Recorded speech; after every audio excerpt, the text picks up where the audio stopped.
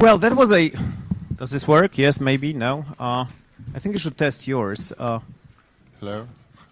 No. Do we have the mics working? Well, let's try the handheld, maybe, mics. You know, there's always one. This may work. One. There is probably no good reason as to why I should need to introduce our guest. But just to fulfill official requirements, let me say that I'm sure you've seen him in dozens of films, television programs, everything from romantic leads in such films as Truly, Madly, Deeply or Sense and Sensibility to some of the greatest villains ever in film, from Die Hard to the Sheriff of Nottingham in Robin Hood. He was also Rasputin on television. He also played in a series that you may have heard about called Harry Potter. And not to mention that he also played Ronald Reagan in The Butler. He's a television star as well. He directed in the theater. He directed 2 films. In 1997, he directed Winter Guest. And now the film A Little Chaos that you just saw. And last but not least, he is consistently mentioned as one of the 100 sexiest movie stars ever by the Empire magazine. Mr. Alan Rickman!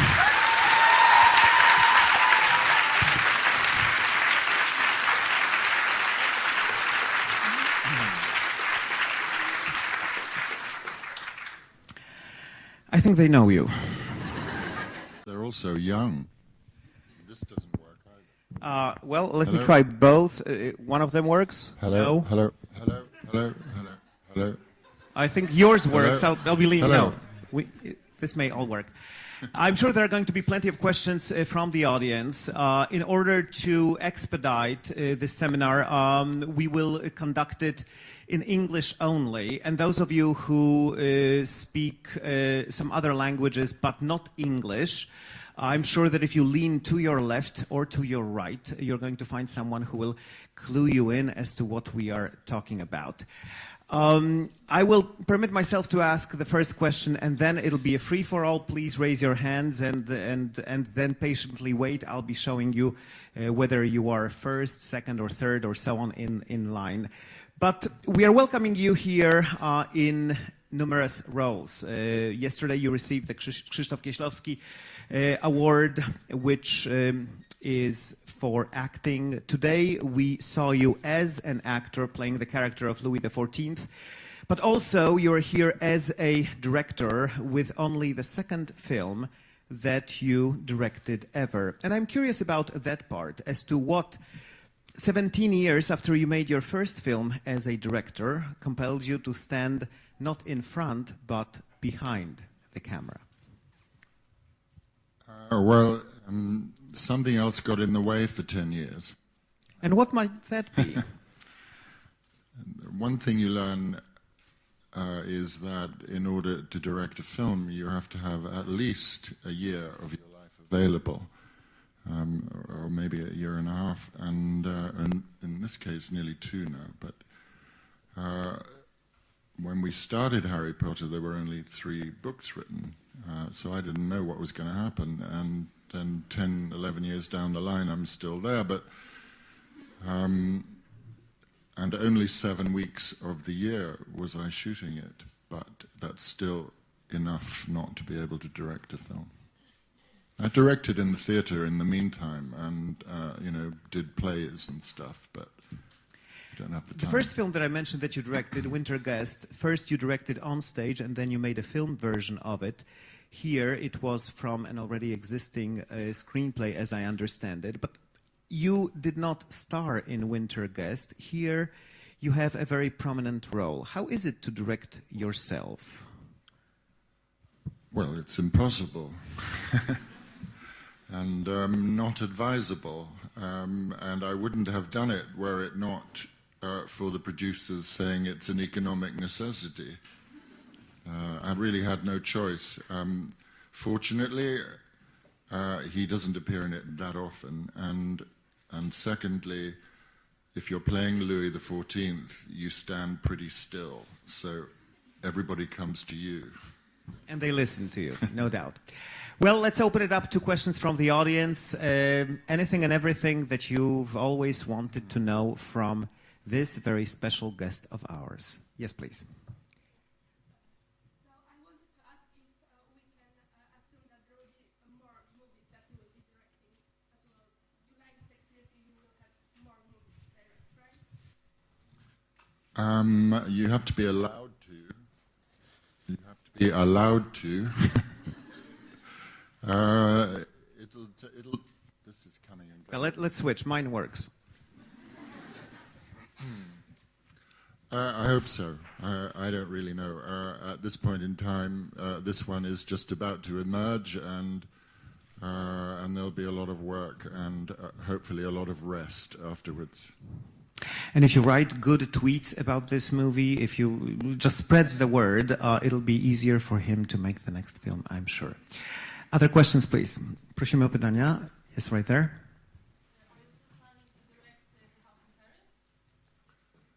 The writer hopes so. At the very end, top, please. What was the reason behind selecting this particular screenplay over any other ones that would have come your way? What was it that interested you in this particular narrative? I don't have any more interest in the court of Louis XIV than in many other subjects.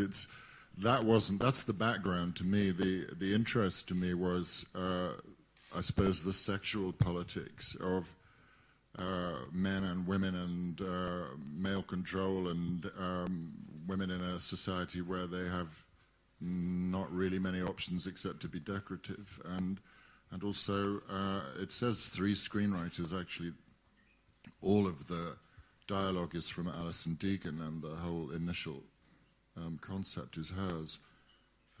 Jeremy and I just kind of interfered along the way in a structural sense, but I don't know how it translates, but in English it's beautiful writing.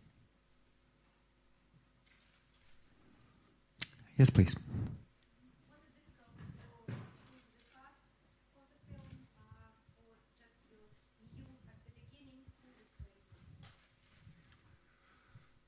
Well, I kind of always knew it would be Kate, and it was just a case of when she would be free. The good news about waiting to direct the film is that even 5 years ago, she would have been too young to play it.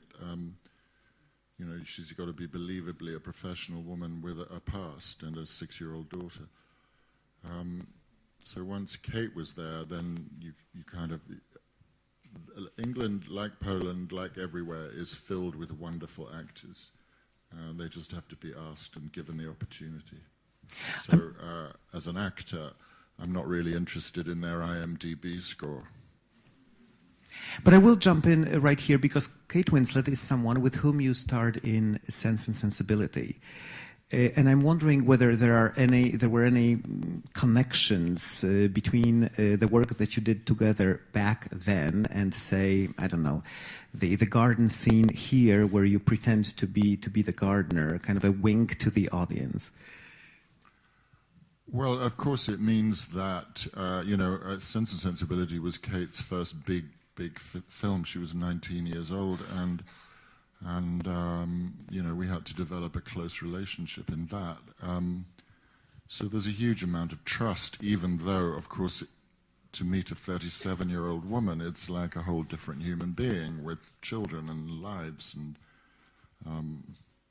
stuff going on. And not to mention the fact that 2 weeks into shooting, she announced that she was 9 weeks pregnant. Which is a bit scary because I knew that she was going to have to be thrown into water at 1 o'clock in the morning somewhere down the line. But anyway, she said, I have easy pregnancies, it's okay. So you didn't have to change anything at all to accommodate her? No, because thank God for corsets. That poor child was roped in. It means there's a lot of trust. And so it's quite a long scene in the garden with the rose, and made even longer by the fact that I don't think any take, we didn't get through more than 20 seconds before an aeroplane came over. Because it's one of the problems of filming in England is you're very near a flight path or a motorway. So it meant that there's a kind of, if the trust is there, then a concentration is there, and we were able to keep it going. Other questions? Yes, please. What's your favorite film that you played in? I don't watch them. So I don't know. The thing is that, you know, you see a movie and it's, what, 2 hours or something of your life, and to me it's, I don't know, 6 weeks, 8 weeks, 2 months, something, and it's a bunch of people and it's somewhere in the world, and so I remember where I was and who I was with, and laughing and eating and having a good time. The film, I don't remember so much. But do you prefer to play romantic leads, say, on the one hand, or villains on the other? I don't really put labels to any part that I get involved in, because I think if you do that, then you're already judging them. You know, they're just people to me. Good villains, yes.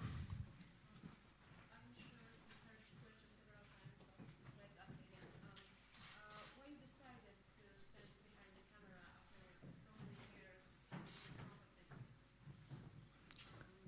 first 17 years ago with the winter guest and now with the winter chaos, what was the main purpose?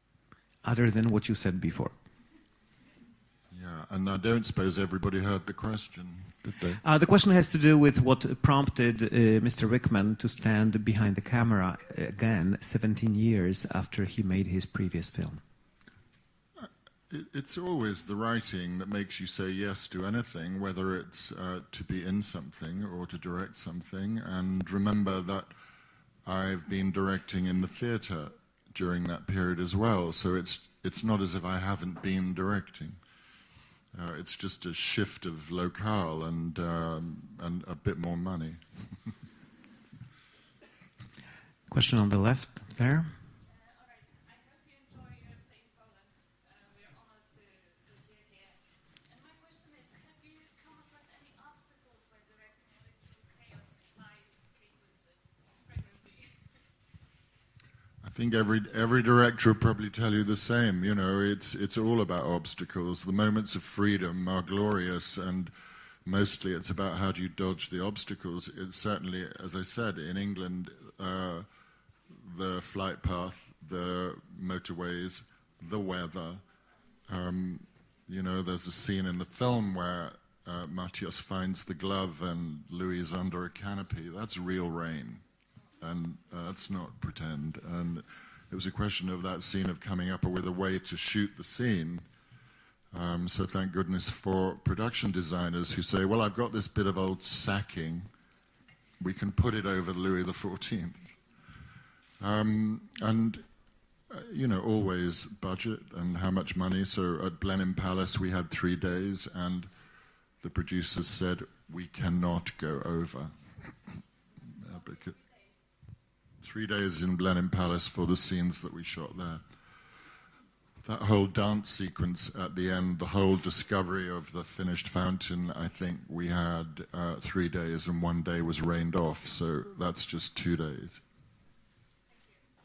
Yesterday, while accepting the Kieślowski Award, you were very grateful toward the DP on this picture, Ellen Kuras. I'm wondering how you found her in terms of connecting professionally, and from your angle, what exactly was her contribution to the finished film that we saw today? Well, if I tell you that Ellen and I traveled into the set every day together and talked about whatever scene we were going to shoot, you know, any of you who are studying, I advise it. It's a good use of the drive-in, because you get a lot of stuff done. And of course, if I'm in the film as well, I rely on her enormously, her and the first AD. I wish she were here now, and then you'd see why I would rely on her so much. because she's an absolute captain of the ship, incredible energy and indefatigable, and a leader, and very adaptable. In fact, a lot of this film, I think, is probably a little alien to her style.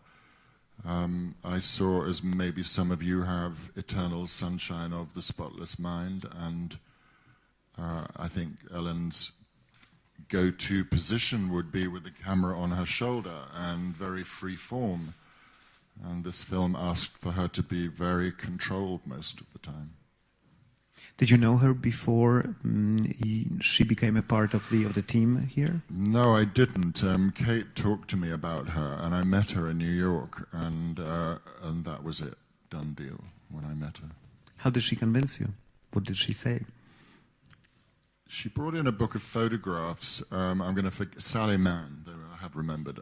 Sally Mann's a very interesting American photographer who's taken some pretty controversial photographs of her children. And it was her talking about how to deal with images of Kate's dead daughter in the film. There was a question here somewhere. Yes, please. So for the past few months, you've been promoting the film, and I saw the first depiction now over here.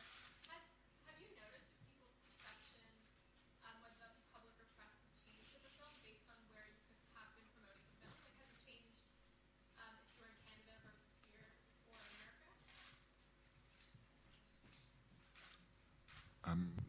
Has the perception of the film changed since it played around at the festivals, and I guess it played at a number of different places? This is only the third time that it's been seen anywhere, really. So I don't really have a great sense of that. You know, I'm still protective of it, and still it's only just been, you know, it's distribution agreed in America and everywhere. So I'm still curious, really, to listen to an audience, listening to a film. Question at the very top.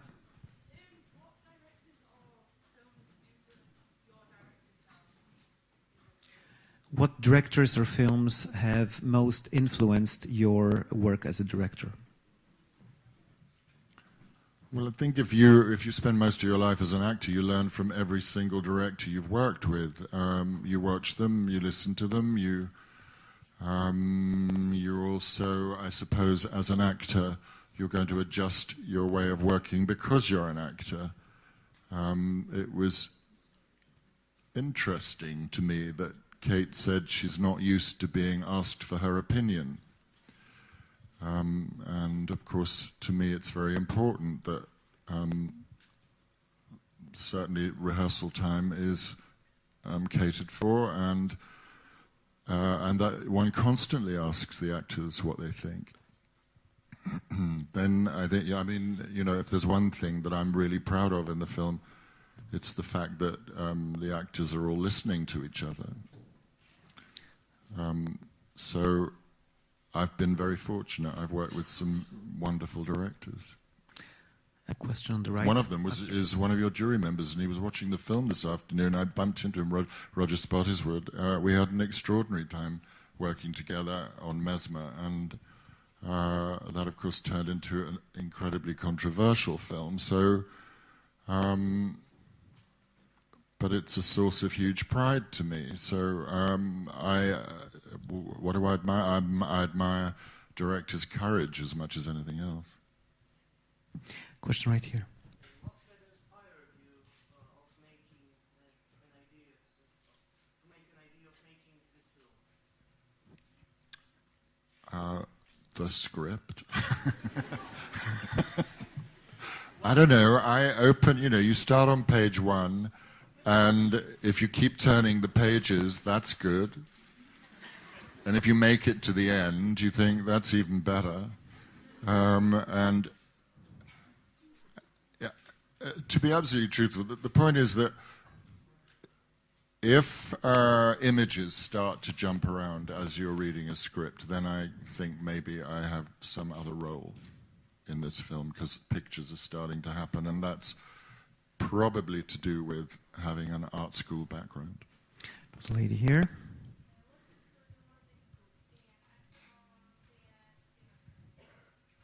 The question was, what is more difficult, to be an actor or to be a director? Well, I don't know. I think about both jobs as being either easy or difficult, depending on the time of day or the circumstances. One of the great things about directing a film is you discover that you are surrounded by an incredible support team that you rely on. Sometimes as an actor you feel incredibly alone. I don't know that I ever felt incredibly alone as a director, because I could always turn to somebody and say, what did you think? I don't know, they're both great jobs. They're both sometimes pleasant jobs and easy jobs. They're both sometimes really difficult. It's a question at the top. Hi, I was just curious how difficult it was to convince Kate Winslet to star in a film in which we don't see her breasts.